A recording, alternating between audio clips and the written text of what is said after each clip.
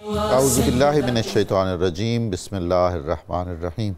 السلام علیکم ناظرین کرامی، غلام معین الدین نظامی صبح نور کے میزبان کے طور پر آپ کو خوش آمدید کہتا ہے اور آپ کے اہل خانہ کو بھی۔ حضرت ابو انیس محمد برکتی رحمہ اللہ کی تالیف اسماء النبی الکریم سے رسول اللہ صلی اللہ علیہ وآلہ وسلم کا ایک اسم مبارک پڑھنے کی سعادت حاصل کرتے ہیں۔ سیدنا الموقن صلی اللہ علیہ وآلہ وسلم، ہمارے سردار اللہ تعالیٰ پر یقین کامل رکھنے والے، درود و سلام بھیجے اللہ تعالیٰ آپ پر، آپ کی آل پاک پر اور آپ کے صحابہ کرام رضوان اللہ تعالیٰ علیہم اجمعین پر۔ امیر المومنین حضرت عمر فاروق رضی اللہ عنہ سے روایت ہے کہ حضور نبی کریم نے ارشاد فرمایا، اگر تم اللہ تعالیٰ کی ذات پر اس طرح توکل اور یقین رکھو جیسا توکل اور یقین کا حق ہے، تو اللہ تعالیٰ تمہیں اسی طرح رزق عطا فرمائے گا جس طرح پرندوں کو رزق عطا فرماتا ہے کہ وہ صبح سویرے خالی پیٹ نکلتے ہیں اور جب شام کو واپس لوٹتے ہیں تو پیٹ بھر کر آتے ہیں۔ یہ حدیث مبارکہ صحیح بخاری میں منقول ہے۔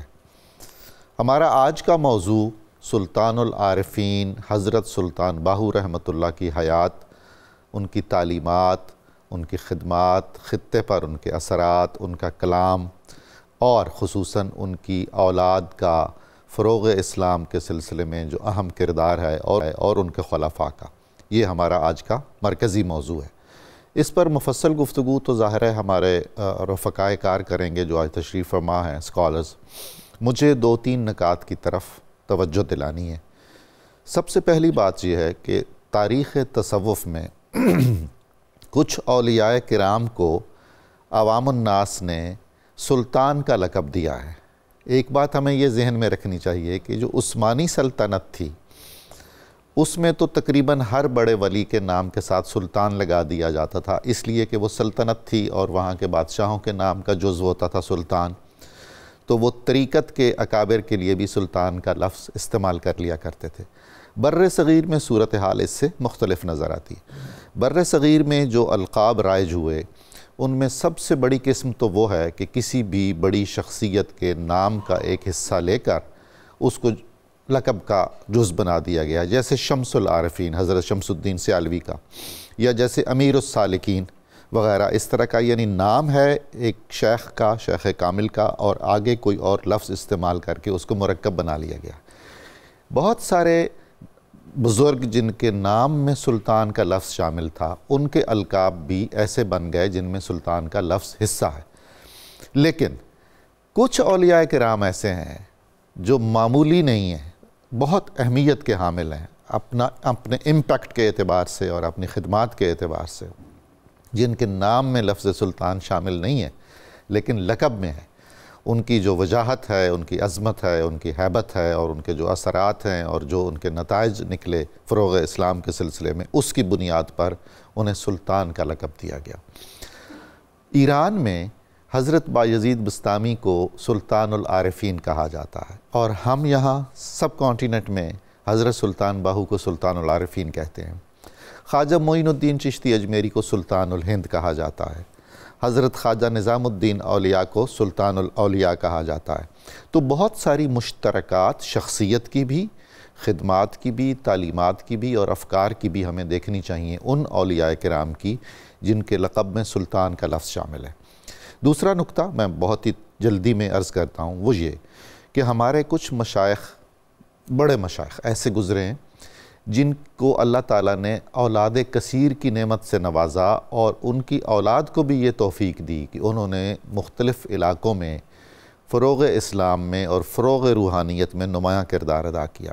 حضرت شیخ احمد جام، حضرت مجدد الافسانی، حضرت بابا فرید الدین گنج شکر اور حضرت سلطان باہو اور چند اور ایسے مشائخ ہیں جن کی اولاد کو اللہ تعالیٰ نے یہ شرف عطا کیا کہ انہوں نے اپنے آباء و اجداد کے نقش قدم پر چلتے ہوئے ان کے پیغام کو بہت پھیلایا۔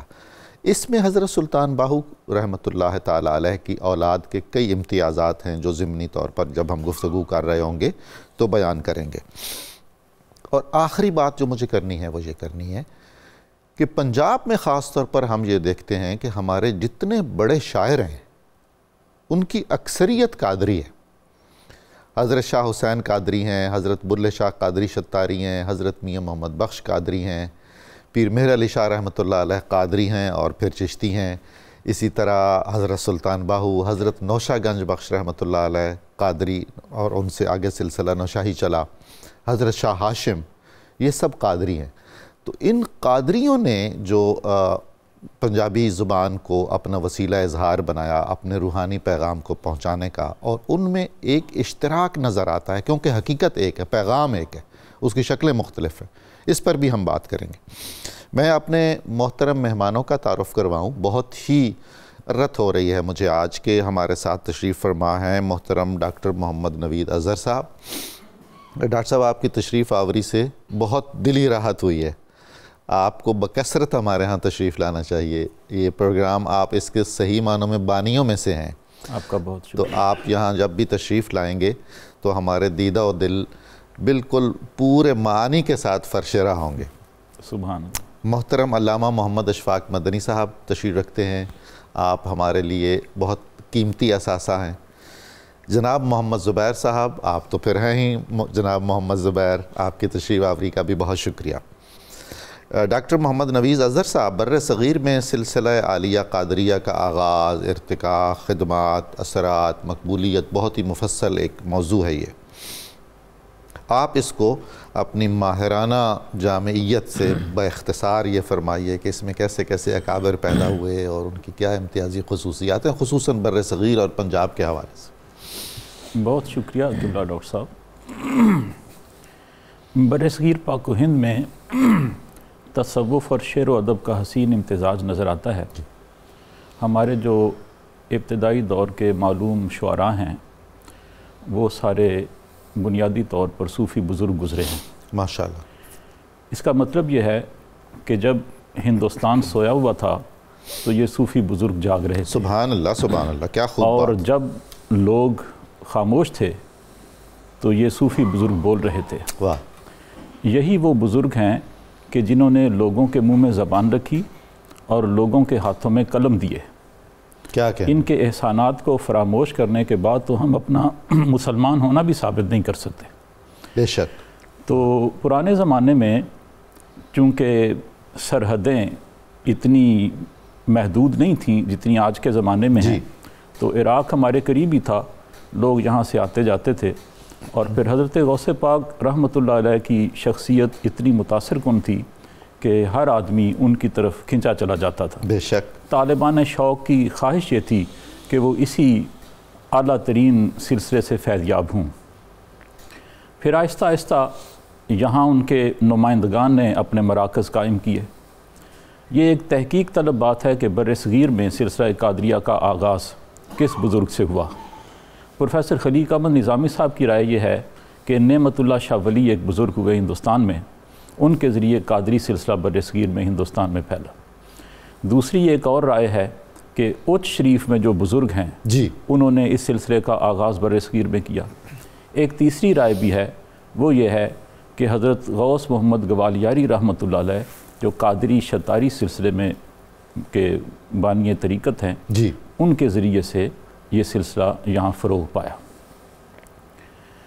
لیکن بہرحال جیسے بھی ہوا، ان بزرگوں نے اصول تصوف اسی چیز کو رکھا جو حضور پاک صلی اللہ علیہ وسلم کی سیرت طیبہ سے ثابت تھا، صحابہ کرام سے اور اہل بیت سے ثابت تھا. سبحان اللہ. اور اس میں دو باتیں تھیں، ایک اتباع شریعت اور دوسری ضبط نفس. واہ. جہاں تک سلطان العارفین حضرت سلطان باہو رحمۃ اللہ علیہ کی شخصیت کا تعلق ہے، آپ کی دو جہات بہت تابناک ہیں. پہلی آپ کا صوفی اور روحانی شخصیت ہونا، اور دوسری آپ کا پنجابی زبان کا بہت بڑا شاعر ہونا. کیا کہنے. جہاں تک صوفی جہت کا تعلق ہے تو سینکڑوں برس گزر جانے کے بعد بھی دیدہ و دل ان کے نام سے روشن ہو جاتے ہیں، کوئی شک نہیں. اور جہاں تک آپ کی شاعری کا تعلق ہے تو آپ پنجابی میں سی حرفی کے بانی ہیں. واہ. اس سے پہلے سی عرفی کا کوئی نمونہ پنجابی میں موجود نہیں تھا، اور آپ نے ان سی حرفیوں میں یا ابیات میں اثر انگیزی اور سحر آفرینی کی وہ مثال قائم کی کہ آپ کے عہد کے تمام پنجابی شاعر آپ کے سامنے بونے نظر آتے ہیں. وہ بڑے شاعر ہیں، حافظ برخوردار، دمودر، باقی لوگ، لیکن جب سلطان باہو کے کلام کی تاثیر کی بات کی جاتی ہے تو ان کی قامت پست ہو جاتی ہے. تو یہ جو سلسلہ تصوف اور شعر و ادب کے امتزاج کا چلا، حضرت سلطان باہو رحمۃ اللہ علیہ نے اس کا سر فخر سے بلند کر دیا. بے شک. آپ مادرزاد ولی تھے، اور آپ کی نسبت کے حوالے سے آپ کے سوانح نگاروں نے یہی لکھا ہے کہ آپ کو براہ راست حضور صلی اللہ علیہ وسلم نے اپنے طریق پر بیعت فرمایا، سبحان اللہ، اور آپ کو براہ راست اپنا فیض عطا فرمایا، جبکہ حضرت علی رضی اللہ تعالیٰ عنہ نے آپ کو حضور کی بارگاہ میں پیش کیا. اللہ اللہ. پھر اس کے بعد حضور پاک صلی اللہ علیہ وسلم نے آپ کو سیدنا شیخ عبد القادر جیلانی رحمۃ اللہ علیہ کے سپرد کر دیا. اللہ اکبر. تو یہ گویا ایک اویسی نسبت تھی جو آپ کو حاصل ہوئی، اور کتنی طاقتور نسبت ہے، صدیاں ہو گئی ہیں اور طاقتور اب تک نسبت ہے اور قابل رشک ہے. بے شک.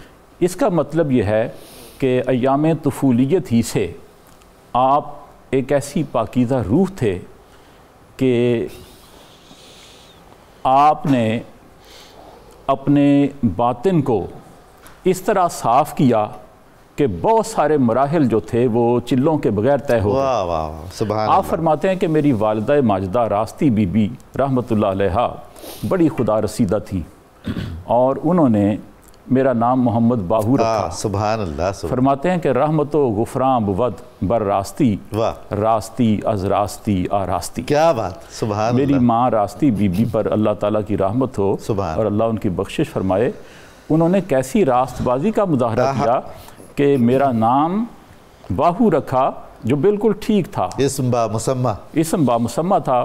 اب باہو کی با کو یا سے بدلیں تو یاہو بنتا ہے، اور اگر اس کو الٹا دیں تو وہاب بنتا ہے. تو دونوں صورتوں میں یہ اسم الہی ہے. کیا بات ہے. سبحان اللہ سبحان اللہ. بہت خوب. علامہ محمد اشفاق مدنی صاحب، حضرت سلطان باہو رحمۃ اللہ علیہ کا زمانہ، آپ کا خاندانی پس منظر، تعلیم و تربیت، بیعت، شادی، اولاد، بس آپ اس سمندر کو کوزے میں بند کر دیجئے. بسم اللہ الرحمن الرحیم. قبلہ نظامی صاحب، کچھ لوگ ایسے ہوتے ہیں جنہیں اللہ رب العالمین انسانیت کے لیے بطور تحفہ پیدا فرماتا ہے. حضرت سلطان باہو سرکار رحمۃ اللہ تعالی علیہ بھی انہی ہستیوں میں سے ہیں جن کو اللہ رب العالمین اس خطے کے لیے تحفہ بنا کے بھیجا ہے. اور حقیقت بات ہے، ان کا شعور دیکھیں، ان کی فکر دیکھیں، ان کا تصور دیکھیں، ان کا علم دیکھیں، ان کی جد و جہد دیکھیں، اور ان کے معاملات زندگی دیکھیں، تو ان کے ساتھ جو ہے جو لوگ بھی جڑتے گئے انہیں سب سے بڑا تحفہ معرفت ربانی کی صورت میں نصیب ہوا ہے. اور یہ بات پھر خود حضرت سلطان باہو سرکار بھی فرماتے ہیں کہ یہ چیز جو ملتی ہے، رب کی جو معرفت ملتی ہے، یہ فقط رب کے فضل کے طفیل ملتی ہے. اور آپ نے یہ خوبصورت جملے بھی کہتے، کہا کہ عقل کا گھوڑا تو لنگڑا ہے، اور یہ چیز پانے کے لیے اس کو طاقتور اللہ کا فضل بناتا ہے. ورنہ اگر کوئی بندہ صرف اور صرف اپنی عقل پر اعتماد کر بیٹھے تو بعض اوقات وہ کثرت مطالعہ میں خلط مبحث میں بھی پڑ جاتا ہے، اور پھر اسے جو ہے حجاب اکبر بن جاتا ہے، اسے اپنے ہی لوگ اچھے نہیں لگتے ہیں. تو یہ تحفہ بھی اللہ رب العالمین اپنے اچھوں کو عطا فرماتا ہے، ایسی اولادیں عطا فرماتا ہے. سلطان باہو کی صورت میں آپ کے والد گرامی قدر کا نام حضرت با زید محمد رحمۃ اللہ تعالی علیہ ہیں، جو حضرت علی المرتضیٰ شیر خدا کی جو غیر فاطمی اولاد ہیں. حضرت امیر زبیر سے جو ہے نا ان کا سلسلہ جا کے جڑتا ہے، یعنی آوان خاندان سے آپ کا تعلق ہے. اور وہ مغلیہ دور کے جو ہے نا بہت بڑے عہدے پر حضرت با زید محمد تھے. دہلی کی سلطنت میں ان کو بہت بڑا عہدہ ملا ہوا تھا، لیکن جیسے ہی ان کی شادی حضرت بی بی راستی کے ساتھ ہوئی تو آپ یہ فرماتے ہیں کہ میں نے اپنی زوجہ کے زہد کو دیکھ کے زہد کا راستہ اختیار کر اللہ، کہہ رہے مجھے شرم آنے لگی کہ میری بیوی اتنی نیک ہے اور میں کس دنیا داری میں پڑا ہوا ہوں. صالح تھے، نیک تھے، برگزیدہ تھے، لیکن یہ کہ کہتے ہیں کہ دنیا داری تھی، منصب تھا، اور اس سارے جوہ جلال میں میری آنکھیں جو ہے نا وہ گم تھیں. تو میں نے اپنی زوجہ کے عبادت و ریاضت کو دیکھ کر فطرت صالح پر تھے، فطرت صالح پر تھے. تو پھر آپ نے دہلی کو چھوڑا، کہہ رہے ہیں کہ ملتان آ گئے. اور ملتان جب آپ آئے، آپ نے جب دہلی کی سلطنت کو چھوڑا تو آپ کے نام کے اشتہار لگ گئے کہ یہ دہلی کا یہ بہت بڑا شخص ہے اور اس کو جہاں بھی پاؤ اس کو واپس لایا جائے. اور جب ملتان میں صوبیدار سے یہ ملے تو انہوں نے پہچان لیا، کہا کہ یہ جو آپ کے پاس گھوڑی ہے یہ تو شاہی گھوڑی ہے، اور آپ جو ہے نا وہ کہاں گھوم رہے ہیں. تو کہا کہ میں اس طرح نکلا ہوں کہ میں اب دنیا کی خواہش نہیں چاہتا، حضرت ابراہیم بن ادم کی طرح جو ہے نا اب مجھے صرف اللہ رب العالمین کی محبت چاہیے. مجھے جو ہے نا آپ اپنے ہاں نوکری پر رکھ لو، میں یہاں خدمت کروں گا، جو تم کام مجھے لگاؤ گے اس پر میں جو ہے نا وہ قائم رہوں گا، اور آپ مجھے اس کے بدلے میں جو بھی مزدوری دینا چاہیں دیتے رہیں. تو وہاں رہے. بالآخر وہاں سے چلتے ہوئے پھر آپ شورکوٹ کی طرف، جنگ کی طرف آپ تشریف لائے، اور یہاں پر شورکوٹ میں حضرت سلطان باہو رحمۃ اللہ تعالی علیہ کی ولادت ہوتی ہے. اس کے بعد ان کی جو تربیت کا سلسلہ ہے، ان کی والدہ خود ارشاد فرماتی ہیں کہ میرا بیٹا جو باہو ہے ان کو اللہ رب العالمین نے پیدائشی ہی اپنا قرب عطا فرمایا ہے، ان کو جو ہے نا عقل سلیم عطا کی ہے، اور اس کا کردار، اس کا عمل، اس کے جو گفتار ہے اس کے اندر ہی نظر آتا ہے کہ آگے چل کر یہ مخلوق کو اللہ کے قریب کرے گا. اور وہی ہوا، ماں کی تربیت تھی، والد کا زہد کا اثر تھا کہ حضرت سلطان باہو رحمت اللہ تعالی علیہ پھر فقر کی جانب ایسے بڑے. آپ فرماتے ہیں کہ لوگوں کو مال پا کے خوشی ہوتی ہے، اور کہتے کہ میری جو رات فقر میں گزرتی ہے، بھوک میں گزرتی ہے، فرمایا کرتے وہ میرے لیے معراج کی رات ہوا کرتی ہے. کیسی تربیت تھی. آپ نے پھر جو بیعت کی وہ حضرت عبد الرحمن جیلانی دہلوی رحمت اللہ تعالی علیہ کے ہاتھ میں ہاتھ دیا، اور پھر آپ کو فیوز و برکات مزید عطا ہوئے. اور آپ نے پھر یہ جو فقر کے اوپر کام کیا نا قبلہ، آپ بھوک حقیقت میں تو بندے کو بعض دفعہ ایمان سے بھی دور لے جاتی ہے، لیکن اس میں روحانیت ہو تو یہ وہاں تک پہنچاتی ہے. آپ فرمایا کرتے تھے اگر فرعون بھوکا ہوتا تو خدائی کا دعویٰ نہ کرتا. کہا کہ یزید کو تھوڑی سی بھوک لگی ہوتی تو کبھی بھی حضرت امام علی مقام امام حسین کے سامنے جو ہے نا وہ اپنی تلوار نہ اٹھاتا اور ان کو شہید نہ کرتا. آپ رحمت اللہ تعالی علیہ نے قبلہ فقر کے اوپر، محبت باری تعالیٰ کے اوپر اور فکر کی بلندی کے اوپر وہ کام کیا ہے جو اس خطے کے اندر کسی اور کے حصے میں اتنا کام نہیں آیا ہے جو حضرت سلطان باہو رحمۃ اللہ تعالی علیہ نے کیا. پھر اللہ کریم نے آپ کو جو اولادیں عطا فرمائی، اس میں آپ کو اللہ کریم نے 8 بیٹے عطا فرمائے. سلطان نور محمد، سلطان ولی محمد، سلطان لطیف محمد، سلطان اسحاق محمد، سلطان صالح محمد، سلطان فتح محمد، سلطان شریف محمد، سلطان حیات محمد. یہ جو 8ویں بیٹے ہیں یہ بچپن میں ہی یہ وفات فرما گئے تھے. آپ کے جو بیٹے نور محمد ہیں یہ سندھ کی طرف جو ہے نا وہ میگریٹ کر گئے تھے، اور آپ کے بیٹے حضرت ولی محمد جو ہیں انہوں نے پھر آگے ان کے مشن کو لے کر کے چلے، اور پھر حضرت ولی محمد کی آگے اولادیں بھی یہاں پر جانشین بنتی رہیں. آج بھی جس دور میں ہم زندہ ہیں، علم اور اسی طریقے خدمت خلق پر سلطان باہو کی اولادیں آج بھی یورپ کے اندر، افریقہ کے اندر، پاکستان کے اندر کام کر رہی ہیں. علمی معاملے میں یہ مسلم انسٹیٹیوٹ کے نام سے بہت اچھا ادارہ چلا رہے ہیں. اسی طریقے سے ان فلاحی رفاہی ٹرسٹ کے جو کام ہیں وہ بڑے زبردست طریقے سے چل رہے ہیں. یعنی انہوں نے اپنی اولاد کو بھی جو ہے نا وہ فیض سے محروم نہیں رکھا ہے، ورنہ کہتے ہیں نا وہ چراغ تلے اندھیرے والی مثالیں بھی کئی نظر آتی ہیں، لیکن ان کی اولادیں آج بھی بہت اچھا کام کر رہی ہیں. اللہ کریم ان کے فیض سے ہمیں جو ہے نا آپ نے بہت خوبصورت بات کی. میں نے بھی بچپن میں ایک درویش سے سنا تھا کہ جو فقر ہے نا اس کے پاس 2 ہی آپشن ہوتے ہیں، یا وہ شیطان بناتا ہے یا سلطان بناتا ہے، بیچ میں کوئی رستہ نہیں ہوتا. جناب محمد زبیر صاحب، حضرت کی تصانیف بڑے رنگ رنگ کی ہیں، مختلف زبانوں میں ہیں، اور اس میں ایک فیضان الہی کا عجیب و غریب سرچشمہ ہمیں معجزہ نظر آتا ہے. اس پر کام بھی بہت ہوا، تراجم بھی بہت ہوئے.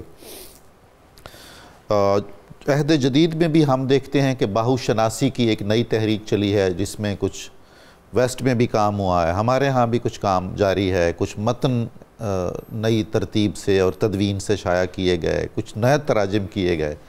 تو ایک تو آپ تصانیف کا کچھ تعارف فرما دیجئے اور ان کے بڑے موضوعات، اور خصوصاً اب جو کام ہو رہا ہے اس حوالے سے آپ کی کیا رائے ہے؟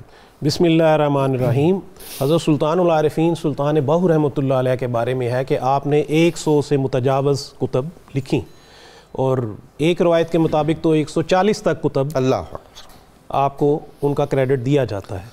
سب سے اولین کام جو برِ صغیر پہ آپ کی کتب پہ ہوا ہے وہ حضرت قبلہ فقیر نور محمد سروری قادری کلاچوی رحمۃ اللہ علیہ سبحان اللہ سبحان۔ آپ نے 40 جو ہیں آپ کے جو کتب کے نسخے ہیں، کلمی نسخے، ان کو اکٹھا کیا۔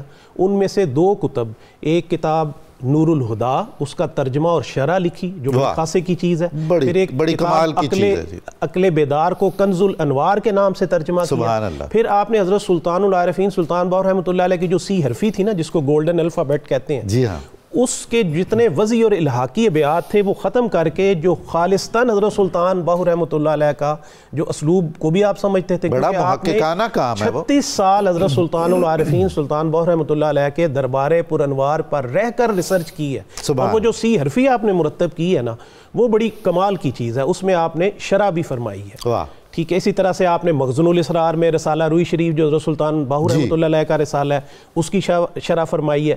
پھر آپ نے حضرت سلطان باہو رحمۃ اللہ علیہ کی جو جتنی کتب ہے ان کا جو خلاصہ ہے نا، اس کو عرفان نام کی کتاب میں اس میں سمیٹ دی ہے، بہت یادگار کتاب ہے، جی بڑی کمال کی کتاب ہے۔ اچھا، اس کے بعد اب جب آگے آتے ہیں تو پھر سلطان الطاف علی، یہ حضرت سلطان باہو رحمۃ اللہ علیہ کے خانوادہ سے ان کا تعلق ہے، ان کی پی ایچ ڈی بھی حضرت سلطان العارفین سلطان باہو رحمۃ اللہ علیہ پہ ہے۔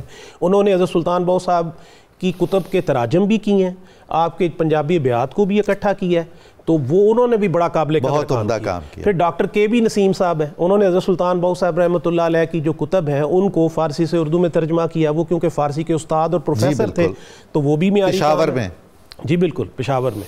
اس کے بعد اب ہم اگر آگے آ جاتے ہیں، جو قابل قدر کام ہے وہ آج کل تنظیم العارفین یہ بڑا اچھا کام کر رہی ہے۔ انہوں نے حضرت سلطان باہو صاحب کی تقریباً جتنی دستیاب کتب ہیں سب کے تراجم کروا دیے، بلکہ انہوں نے ایک پورا پبلیکیشنز بنا دی ہے اس کام کے لیے۔ پھر آگے آپ نے کہا کہ جو باہر کام ہو رہے ہیں اس میں ابھی ریسنٹلی میں نے دیکھا تھا ایک کتاب دا اسپرٹ آف سلطان، حضرت سلطان باہو رحمۃ اللہ علیہ کی حالات زندگی اور تعلیمات کو ایک ناول کی شکل میں ڈاکٹر جوید احمد سروری قادری صاحب نے کیا ہے۔ کیلیفورنیا سے حضرت سلطان باہو صاحب رحمۃ اللہ علیہ کی جو سی حرفی ہے اس کا ترجمہ انگلش میں ہوا ہے۔ زبیر صاحب اگر مجھے آپ اجازت دیں تو آپ نے ایسی خوبصورت بات کی ہے، میں اپنے نوجوان ناظرین کے لیے تھوڑا سا اس میں ایڈ کرنا چاہوں گا کہ جس کتاب کا آپ ذکر فرما رہے ہیں ہمیں اندازہ ہی نہیں ہے کہ یہ کتنا امپیکٹ ڈالے گی اور کتنا متاثر کرے گی۔ پوری دنیا میں اب صوفی شخصیات پر ناول لکھے جا رہے ہیں، جی بالکل، ان کی سوانح حیات کو ناولوں کی شکل میں پیش کیا جا رہا ہے۔ کتنی ہی مثالیں آپ کے ذہن میں آ رہی ہوں گی، الف شفق ہے اور فلاں ہے اور فلاں ہے۔ تو اب ضرورت اس امر کی ہے کہ ہم آج کے ڈکشن میں نوجوانوں کے لیے اپنے بزرگوں کے سوانح کہانیوں کی شکل میں ماڈرن اس کے، جی یہ زیادہ ڈائجسٹیبل ہے، یہ زیادہ ڈائجسٹیبل ایسا ہی ہے، تو وہ اس کا ترجمہ بھی دا اسپرٹ آف سلطان کا داستان باہو سے ہو گیا ہے۔ اسی طرح حضرت ہیں ہمارے مقبول سلطان صاحب بڑے مہربان، انہوں نے بھی کچھ کتب حضرت سلطان باہو صاحب رحمۃ اللہ علیہ کی چھپوائی ہیں۔ اب ہم آتے ہیں حضرت سلطان باہو صاحب کی جو کتب کا کانٹینٹ ہے اس سے آتے ہیں۔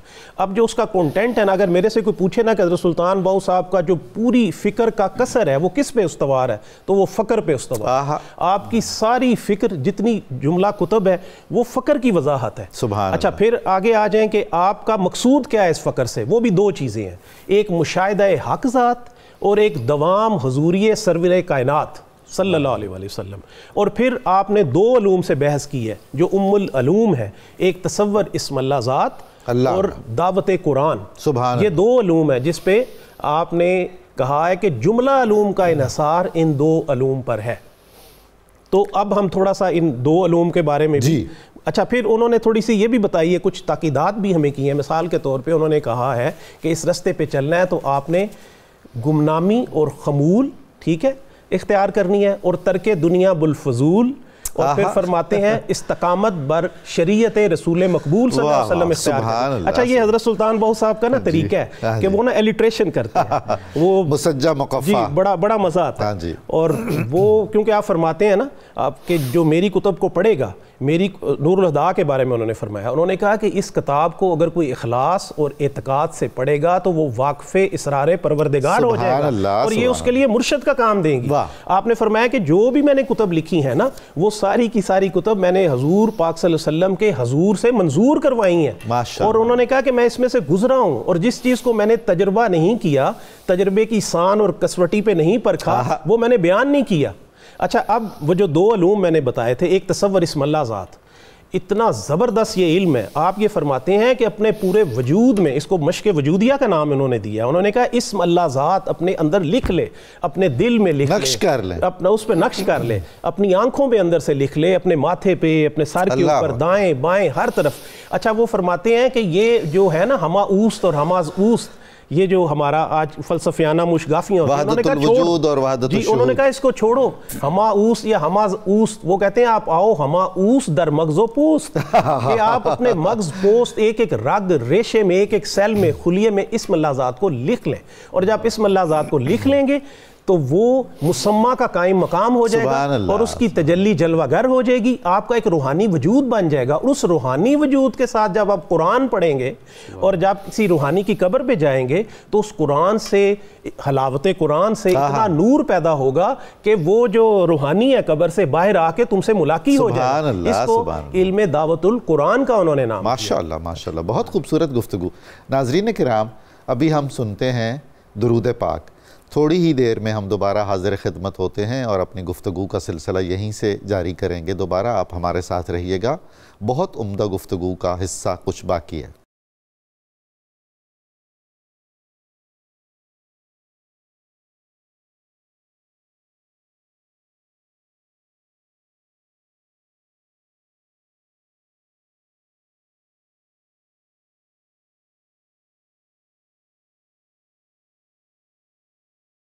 السلام علیکم ناظرین، آپ کو صبح نور میں دوبارہ خوش آمدید کہتا ہوں۔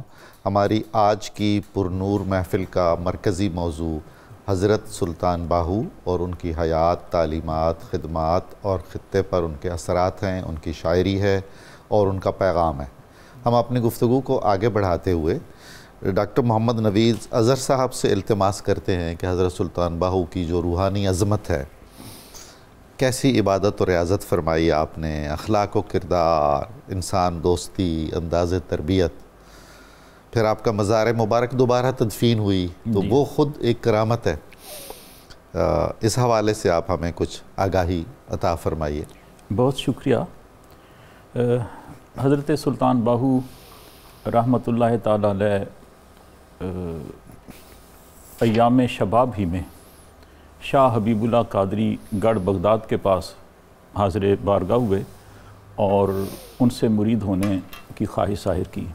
اچھا، تو پرانے بزرگ فوراً مرید نہیں کرتے تھے، وہ طالب کی کیفیت دیکھتے تھے، اس کو مجاہدات سے گزارتے تھے، اس کے قلب کی طرف دیکھتے تھے، اور اس کے بعد جا کے کوئی فیصلہ کرتے تھے کہ یہ مرید ہونے کے قابل ہے یا نہیں۔ سبحان اللہ۔ تو آپ نے تقریباً 3 مرتبہ بہت بڑے بڑے مجاہدات آپ کو بتائے اور واپس کیا، لیکن جب آپ ان تینوں مراحل سے بخوبی گزر گئے اور ان گھاٹیوں کو عبور کر لیا اور ترک دنیا کر دیا، تو پھر حبیب اللہ قادری رحمۃ اللہ علیہ نے فرمایا کہ آپ جس چیز کی تلاش میں ہیں وہ میرے پاس نہیں ہے، آپ میرے مرشد کے پاس شاہ عبد الرحمن دہلوی گیلانی کے پاس دہلی چلے جائیں۔ حضور نوید اظہر صاحب، یہ آپ جو فرما رہے ہیں یہ خود ایک عجیب و غریب بات ہے اور قابل تعریف بات ہے۔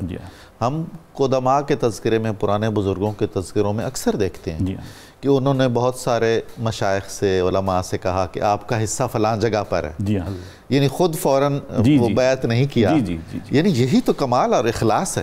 دیکھیں جی، کسی کو مرید کرنا یہ بہت بڑی ذمہ داری ہے۔ بے شک، اگر آدمی اس کی تربیت نہیں کر سکا تو قیامت کے دن پکڑا جائے گا۔ تو اس لیے پرانے بزرگ جن کی توجہ اللہ کی طرف ہوتی تھی، سبحان اللہ، اور آج بھی جو مستور الحال لوگ ہیں وہ کبھی ایسا نہیں کرتے کہ ان کے دل میں خواہش ہو اپنے مریدوں کی تعداد میں اضافہ کرنے کی۔ تو پھر جب آپ دہلی میں پہنچ گئے اور تربیت حاصل کی تو پھر یہ مقام بھی آیا، فرماتے ہیں شد اجازت باہو را از مصطفیٰ خلق را تلقین بکن بحر خدا۔ سبحان اللہ، سبحان باہو کو حضور کی بارگاہ سے یہ حکم ملا کہ مخلوق خدا کو ذکر الہی کی تلقین کر اور ان کی تربیت کر۔ اللہ اللہ۔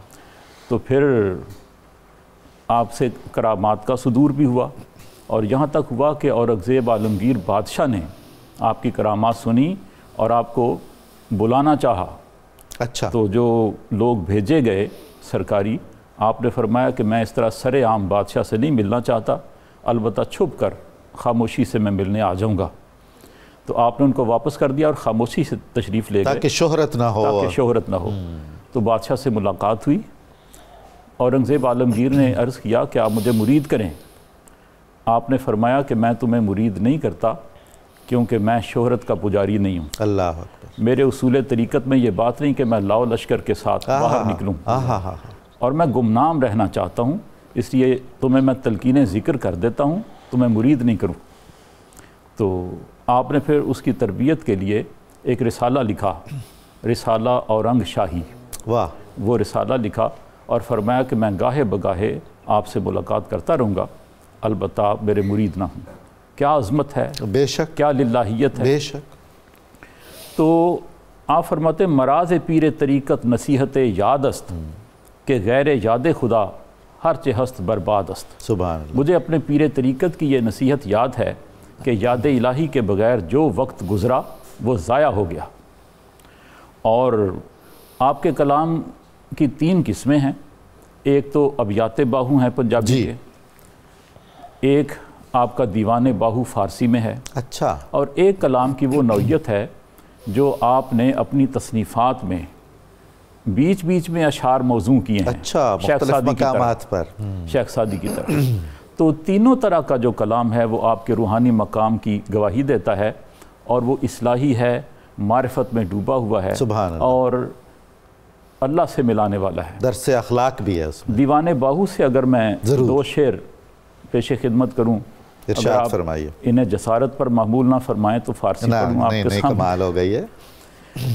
از من ہزار من از من ہزار ہے ہاں ہاں، ہے ہزار از من ہزار ہے۔ کمال ہے۔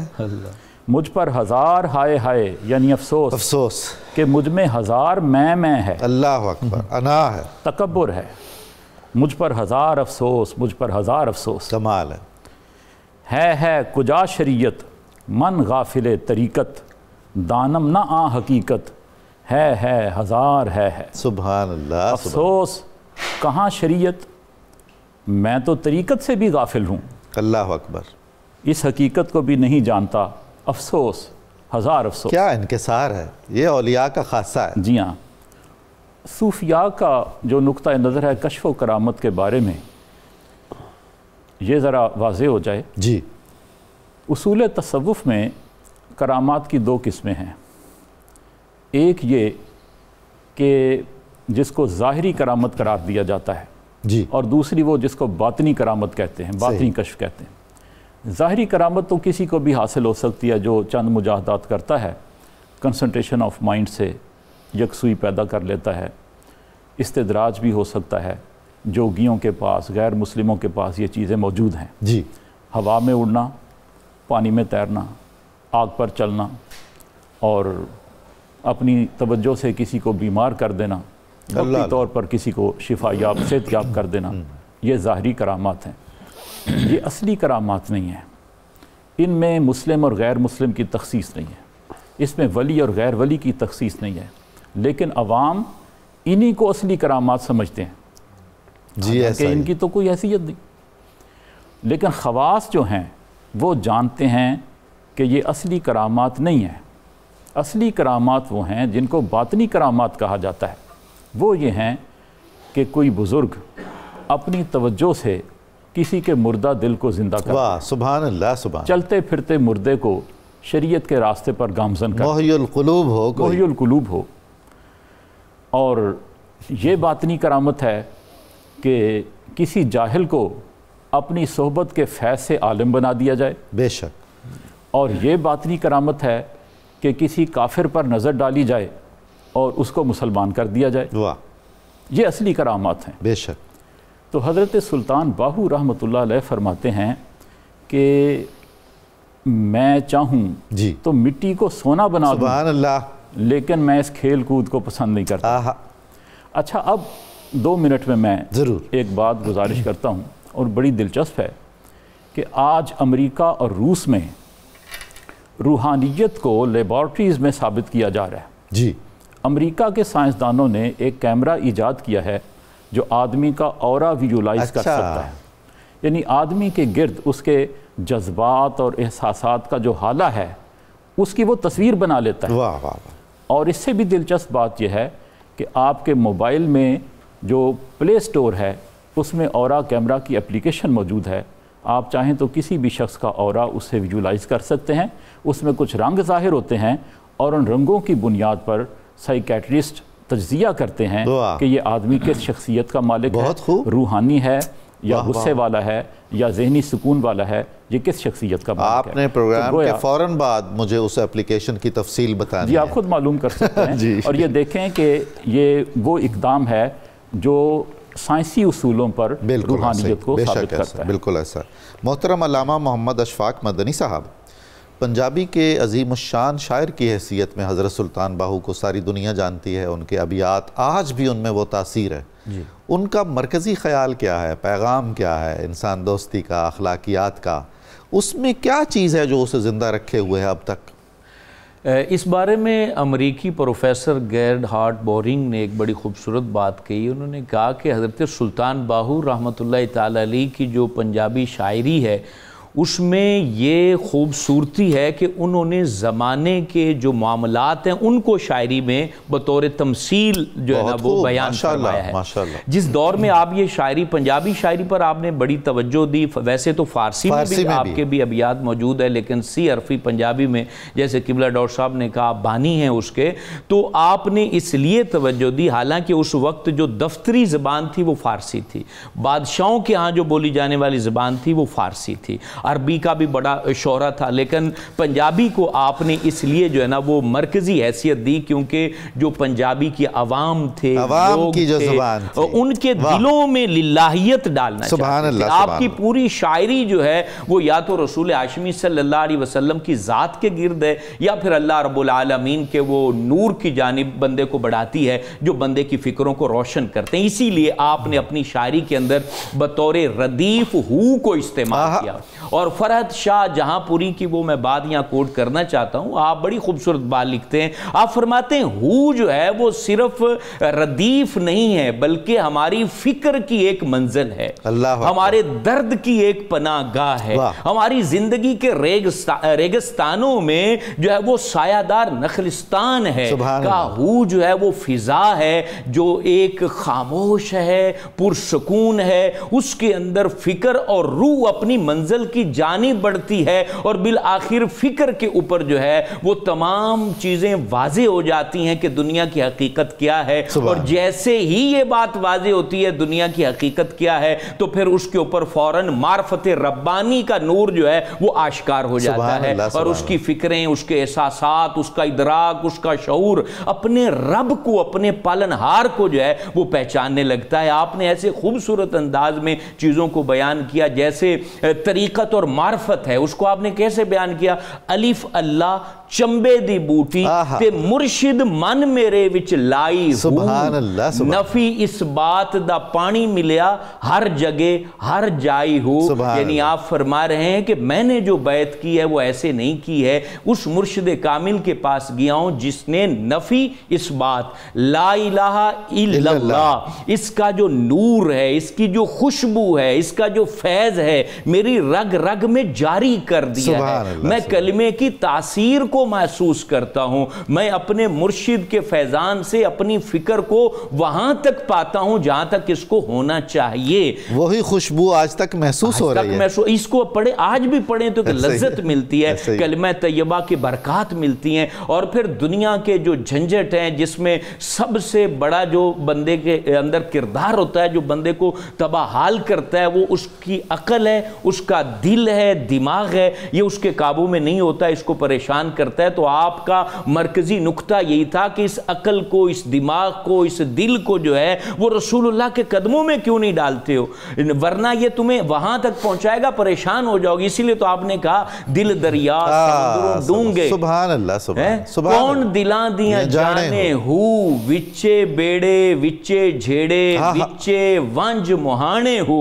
یعنی دل کے اندر اتنا کچھ ہے. اور پھر آپ فرماتے ہیں 14 طبق دلے دے اندر تمبو وانگن تانے ہو. اور فرمایا جوئی دل دا محرم ہووے سوئی رب پہچانے ہو. کہا کہ اس دل کو پہلے پہچانو، ورنہ علم کی گتھیاں تمہارے سامنے سلجھ نہ سکیں گی. تم اتنے الجھ جاؤ گے. اگر دل کو تم نے بے راہ کر دیا تو پھر تمہیں یہ تمہارا مطالعہ، تمہاری کثرت علم پھر فائدہ نہیں دے گا. اس سے بھی فائدہ پانا ہے تو دل پہ نگاہ رکھو اور دل کو رسول ہاشمی صلی اللہ علیہ وسلم کا محب بناؤ. اس لیے کہا کہ ایمان سلامت ہر کوئی منگے، عشق سلامت کوئی ہو کہ یہ عشق رسول کو تو مانگو. خالی تم اس طرف گھوم رہے ہو ظاہری علم کی طرف. تو اللہ رب العالمین ان کی فکر سے ہماری فکر کو پر نور بھی کرے اور ہمیں فیض پانے کی توفیق. بہت خوب. جناب محمد زبیر صاحب، مجھے آپ سے ایک اپنا درد میں چاہتا ہوں کہ شیئر کروں. میری بڑی شدید حسرت رہی کہ پاکستان میں کینسر ہسپتال مختلف درگاہوں پہ بنتے، عظیم الشان یونیورسٹیاں ان درگاہوں پہ بنتی جن کے پاس ماشاءاللہ ایسٹس کی کوئی کمی نہیں ہے. اللہ تعالیٰ انہیں توفیق دے، ہدایت دے، یہ اپنے آباء و اجداد کے اس کام کی طرف بھی پوری توجہ کریں. کر رہے ہیں لوگ جی، لیکن یہ اگر اجتماعی ایک تحریک کی طور پر کریں تو کوئی وجہ نہیں ہے کہ یہ خدمت خلق میں پیچھے رہ جائیں. اب دور جدید میں ہم کیسے ان لوگوں کو یہ احساس دلائیں کہ صوفی بہت اہم لوگ ہیں اور تصوف بہت اہم تحریک ہے، جو معاذ اللہ الہاد کی نظر ہوتے جا رہے ہیں؟ یہ فرمائیے گا آپ. جی بسم اللہ الرحمن الرحیم. اصل میں انسان نے جو ہے نا وہ ورلڈلی پلین پہ سائنس کے میدان میں، ٹیکنالوجی کے میدان میں بڑی ترقی کی ہے، لیکن ساتھ ہی ساتھ اس کے پیرالل یہ ضروری تھا کہ وہ اسپرچول پلین پہ بھی ترقی کرتا، روح کا بھی خیال پلین رکھتا، پہ بھی ترقی کرتا. بالکل. لیکن اس طرف ہم نہیں گئے. انسان جو ہے نا وہ اس دنیا کی تنگ گنائی میں سرپٹ دوڑ رہا ہے اور اس دنیا کو کمانے کے چکر میں وہ اپنے ہوش گنوا بیٹھا ہے. جی اچھا، اتنی سردردی لے رہا ہے اور حاصل کچھ نہیں ہو رہا. دیکھیں اس نے کھانی تو ایک وقت کی یا 2 وقت کی روٹی ہے نا، بالکل، لیکن یہ جو دل کا یہ اتنا بڑا بطن باطن یہ خالی پڑا ہوا ہے. اس کی بھی تو کچھ ضرورتیں ہیں. خلا ہی خلا ہے. جی خلا ہی خلا ہے. تو اب اس دور میں جو آپ نے کہا کہ یہ جو دور الہاد ہے اور یہ زمانہ فساد ہے، اس میں روحانیت اور یہ جو اسپرچولزم ہے، اب دیکھیں جو ہماری ڈومیننٹ ویلیوز ہیں نا اس ایج کی، وہ مٹیریلزم ہے اور انڈیویڈیولزم ہے. ایسا ہی ہے. اچھا، اب آپ مادیت دیکھ لیں کہ وہ کیا گل کھلا رہی ہے، ہمارے سامنے ہے. بظاہر ہم نے دنیا کو فریب دینے کے لیے کچھ نعرے بنائے ہوئے ہیں، مطلب پیس کا نعرہ ہم نے لگایا اور دنیا میں پیس کیپنگ فورسز ہم نے بنائی ہوئی ہیں، لیکن ہمارے اندر پیس نہیں ہے. ایسا ہی. دیکھیں اگر آپ کے اندر پیس نہیں ہوگا داخل میں تو خارج میں کیسے پیس ہوگا؟ آپ تو خود انگزائٹی کا شکار ہیں، آپ سٹریس کا شکار ہیں. تو روحانیت آپ کو یہ کہتی ہے کہ آپ یار اپنے اندر بھی جھانکیں، باہر بھی جھانکیں، آپ تحقیق کریں، آپ کو کوئی نہیں روک رہا. لیکن یہ اتنا بڑا جہان، یہ روحانی جہان، یہ لامحدود جہاں ہے، یہ نہ دریافت کردہ پڑا ہوا ہے، اس کو بھی تو کسی نے دریافت کرنا ہے. اچھا، پھر جو روحانیت آپ کو سکھاتی ہے نا، جو ہماری نئی جنریشن ہے، ان کو یہ بتانے کی ضرورت ہے کہ اصل میں اسی میں ڈیپتھ ہے، اسی میں پروفنڈٹی ہے. مثال کے طور پہ اسلام اگر آپ اس کی روحانی اقدار کو نکال دیں تو وہ تو ایک تحریک بن جائے گی. اب نماز ہے، نماز پہ ذرا غور کریں کہ اگر نماز میں روحانیت نکال دیں وہ تو سٹ سٹینڈ اور ایک ایکسرسائز بن کے رہ جائے گی. بے شک. حالانکہ وہ تو اللہ کے حضور میں آپ حاضر ہو جاتے ہیں، اللہ سے ہم کلام ہو جاتے ہیں. تو مومن کی معراج کہا گیا ہے. اعمال کی جو روح ہے جی اس کو سمجھنا. مثال کے طور پہ روزہ ہے، وہ تو فاقہ کشی ہو جائے گی، وہ تو صرفہ روٹی ہو جائے گا. حالانکہ اس کی جو اسپرٹ ہے، جو صوفیاء بتاتے ہیں، وہ کہتے ہیں اس کی اسپرٹ یہ ہے کہ اپنے نفس کو تمام جو بری خواہشات ہیں اس سے روک دینا. اچھا، پھر وہ آپ رمضان المبارک میں ایک ایسی رات آتی ہے جو 1000 مہینوں سے افضل ہے. سبحان اللہ. تو یہ اس کی روحانی پہلو ہے. اسی طرح سے اگر ہم روحانیت کو نکال دیں تو یہ جو آپ کی زکوٰۃ ہے یہ تو ایک ویلتھ ٹیکس ہے. حالانکہ زکوٰۃ کا مقصد یہ ہے کہ آپ کے نفس کو مال کی محبت سے مزکہ کر دینا. اچھا اگر آپ حج پہ آ جائیں, حج تو ایک قومی میلہ بن جائے گا, حالانکہ حج جو ہے وہ اللہ تعالیٰ کے باطنی حرم میں داخل ہونے کا نام ہے. وہ جو آپ وہ اوپر ڈالتے ہیں احرام, وہ موتو قبل ان تو موتو کی شکل ہے کہ آپ نے اپنے اوپر کفن باندھ لیا ہے. سبحان اللہ. تو مقصد ہے کہ آپ نے اگر پروفنڈٹی پیدا کرنی ہے, ڈیپتھ پیدا کرنی ہے چیزوں میں, تو پھر آپ کو روحانیت کی طرف رجوع کرنا پڑے گا, کیونکہ جو روحانی شخصیات سر ہوتی ہیں نا, وہ آفاقی شخصیات ہوتی ہیں, وہ صلح کل ہوتی ہیں. اچھا حضرت سلطان باؤ صاحب نے فرمایا, انہوں نے فرمایا کہ جو صوفی ہوتا ہے وہ صلح کل ہوتا ہے, اور ساتھ ہی فرمایا کہ کوئی غلط فہمی کا شکار نہ ہو جائے کہ غلط نظریات پہ کمپرومائز کرتا ہے. فرمایا صلح کل کا مطلب یہ ہے کہ وہ ہر ایک کی خیر خواہی کرتا ہے. سبحان اللہ. یعنی جو اپنے لیے پسند کرتا ہے وہی دوسرے مومن بھائی کے لیے پسند کرتا ہے. تو یہ ہماری روحانی اقدار تھی. اب یہ دنیا جو ہے نا اس سے تہی دامن ہو رہی ہے, اور یہ صرف مغرب ہی نہیں, یہ مشرق بھی اب اس سے تہی دامن ہو رہا ہے. اب ہم بھی ویسٹرنائز ہوتے جا رہے ہیں آہستہ آہستہ, اور یہ ویسٹرنائزیشن کا جو سفر ہے نا, یہ ہمیں پتہ نہیں لگ رہا, غیر محسوس انداز سے چیزیں ہمارے ہاتھ سے نکل رہی ہیں, اور ہمارے ہاتھ میں کچھ نہیں آ رہا. ہم سمجھ رہے ہیں کہ ہم نے دنیا کے مال و دولت کو اس کے انبار لگا لی ہیں. یہ ہمارے باطن کو دیمک لگ گئی ہے. باطن تو بالکل فراموش ہو کے رہ گیا ہے. تو باطن جو ہے اس کی طرف بھی ہمیں اپنے بطن باطن کو بھی بھرنا ہے, ہم نے مشاہدہ باطن بھی کرنا ہے, سیلف ریفلیکشن بھی کرنا ہے, میڈیٹیشن, مائنڈفلنس. اب اس طرح کی اصطلاحات تو ویسٹ میں بھی استعمال ہو رہی ہیں, کیونکہ انسان کو سکون بھی تو چاہیے. ایسا ہی. بہت شکریہ آپ کی تشریف آوری کا, بہت خوبصورت گفتگو ہوئی, ہم نے بہت فیض پایا آپ کی موجودگی سے. ناظرین کرام, پروگرام اپنے اختتام کو پہنچتا ہے. آپ ہمارے ساتھ مل کر نعرہ لگائیں گے اور ہم عارفانہ کلام سنیں گے محمد شاہ زیب گنجالوی صاحب کی خوبصورت آواز میں, کیونکہ اس محفل کے اختتام پر اگر ہم روحانی تشفی کے لیے اور ذوق کی تسکین کے لیے عارفانہ کلام نہیں سنیں گے تو ایک احساس تشنگی برقرار رہے گا.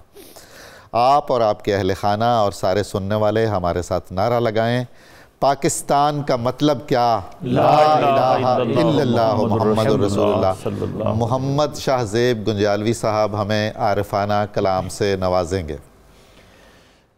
الف اللہ چمبے دی بوٹی مرشد من وچ لائی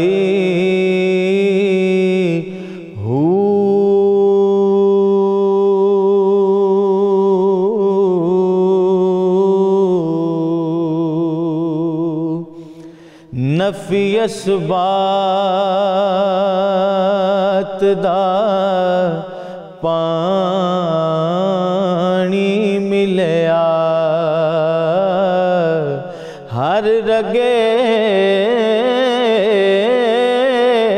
ہر جائے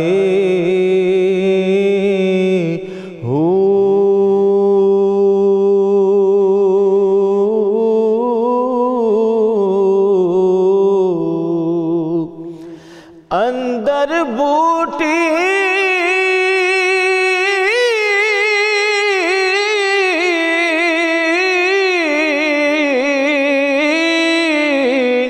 مشک مچایا جان پھلن تے آئی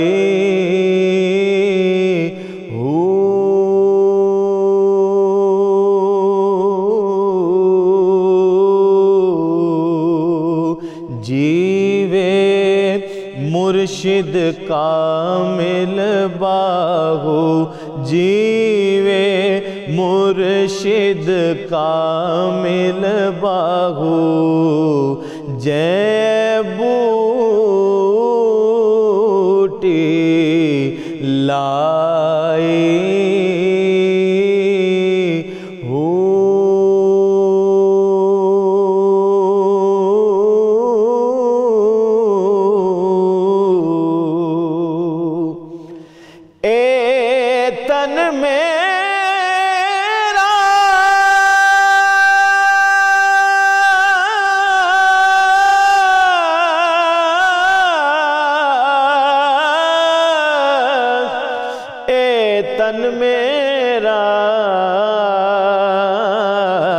اے تن میرا جے چشمہ ہووے تے میں مرشد ویکھنا رجاں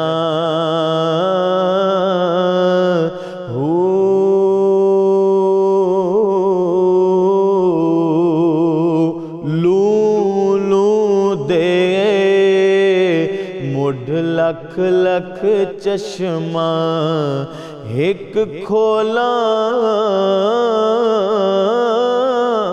ایک کجاں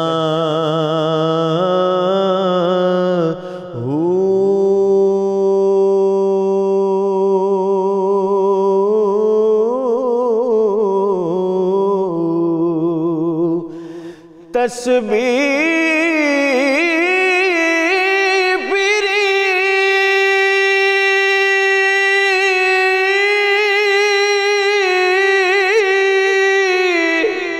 پر دل نہ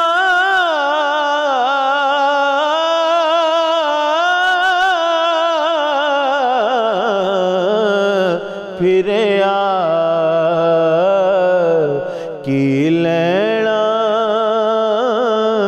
تسبیح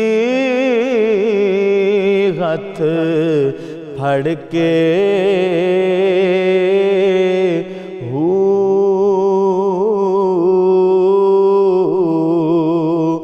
چلے کٹے پر کچھ نہ کھٹیا کی لینا چلیاں وچ وڑ کے